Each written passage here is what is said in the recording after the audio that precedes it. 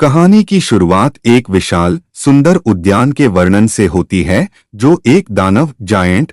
इस उद्यान में हरी मखमली घास, 12 आड़ू के पेड़ थे जो बसंत में खिलते थे और पतझड़ में मीठे फल देते थे, और चारों ओर सुंदर फूल खिले रहते थे। जब दानव अपने दोस्त कॉर्निश ओगर से मिलने गया हुआ था, तब स्थानीय बच्चे रोजाना स्कूल के बाद इस बगीचे में आकर खेलते थे।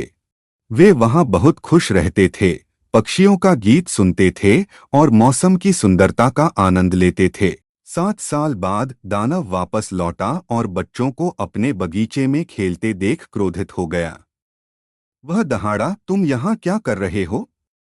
यह मेरा बगीचा है और मैं अपने अलावा किसी को भी इसमें खेलने की अनुमति नहीं दूंगा। डरे हुए बच्चे तुरंत भाग गए।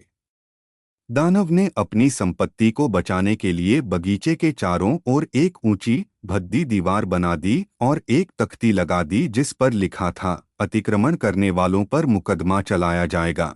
अब बच्चों के पास खेलने के लिए कोई अच्छी जगह नहीं बची थी और वे उदासी से दीवार के बाहर ठंडी कठोर सड़क पर घूमते रहते थे, अपने खोए हुए सुंदर बगीचे को याद करते हुए। जब पूरे देश में बसंत आया तो दानव के बगीचे को छोड़कर हर जगह हरियाली और गर्माहट आ गई। चूंकि बच्चों को जो खुशी और जीवन का सार थे बाहर निकाल दिया गया था, इसलिए दानव का बगीचा एक कड़वी शीत ऋतु में हमेशा के लिए बंद हो गया। बर्फ ने घास को ढक दिया और पाला ने पेड़ों को चांदी जैसा रंग दिया। उत्तरी हवा ने वहां डेरा डाल दिया। महल के चारों ओर दहाड़ती और खिड़कियों को खड़खड़ाती रही। पक्षियों ने गाना गाने से मना कर दिया और पेड़ों ने फूल देने से मना कर दिया, क्योंकि वे बच्चों के लिए दुखी थे।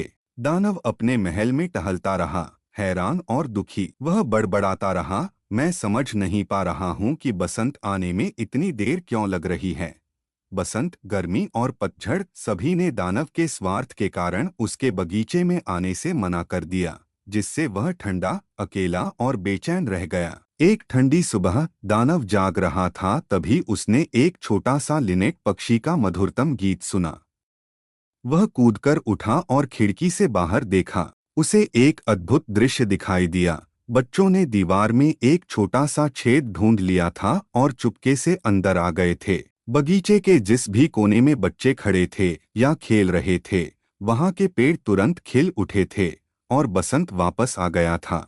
हालांकि सबसे दूर के कोने में एक छोटा लड़का रो रहा था, क्योंकि वह इतना छोटा था कि पेड़ की शाखाओं तक नहीं पहुंच पा रहा था। वह पेड़ सहानुभूति में झुक गया था, लेकिन अभी भी बर्फ और पाले से ढका था। रोते हुए बच्चे और उदास वीरान पेड़ को देखकर दानव का दिल पिघल गया। वह आखिरकार समझ गया, मैं कितना स्वार्थी रहा हूँ। अब मुझे पता चला कि बसंत यहाँ क्यों नहीं आ रहा था। उसने तुरंत फैसला किया कि उसे सिर्फ बच्चों को खेलने की अनुमति ही नहीं देनी है, बल्कि इस छोटे बच्चे की मदद करनी है। दानव चुपचाप बगीचे में गया। जब अन्य बच्चों ने उसे देखा तो वे डर गए और फिर से भाग गए, जिससे उनके पेड़ तुरंत वापस सर्दी में बदल गए। लेकिन रोते हुए छोटे बच्चे ने दानव को आते हुए नहीं देखा। दानव ने धीरे से कांपते हुए बच्चे को उठाया और उसे बर्फीले पेड़ की शाखा पर बिठा दिया। तुरंत पेड़ शानदार सफेद फूलों से भर गया। छोटे लड़के ने दानव की गर्दन में अपनी बाहें डाल दीं और उसके गाल पर एक चुंबन दिया। दानव की नई दयालुता देखकर अन्य बच्चों ने महसूस किया कि वह अब डरावना नहीं रहा और वे वापस बगीचे में भाग आए, जिससे बसंत भी उनके साथ स्थायी रूप से लौट आया। दानव ने तुरंत एक बड़ी कुल्हाड़ी ली और दीवार को गिरा दिया, यह घोषणा करते हुए, यह अब हमेशा के लिए तुम्हारा बगीचा है, छोटे बच्चों। दानव ने अपनी बाकी की जिंदगी हर दोपहर बच्चों के साथ खुशी से खेलते हुए बिताई। वह कभी भी अपने पहले छोटे दोस्त को नहीं भूला, जिसने उसे चूमा था, लेकिन उस छोटे लड़के को फिर कभी नहीं देखा। कई साल बीत गए और दानव बूढ़ा और कमजोर हो गया। एक ठंडी सर्दियों की सुबह उसने बाहर देखा और एक चमत्कार देखा। बगीचे के सबसे दूर के कोने में वह छोटा लड़का एक पेड़ के नीचे खड़ा था, जो शानदार सफेद फूलों और चांदी के फलों से ढका था। दानव बच्चे से मिलने के लिए दौड़ा,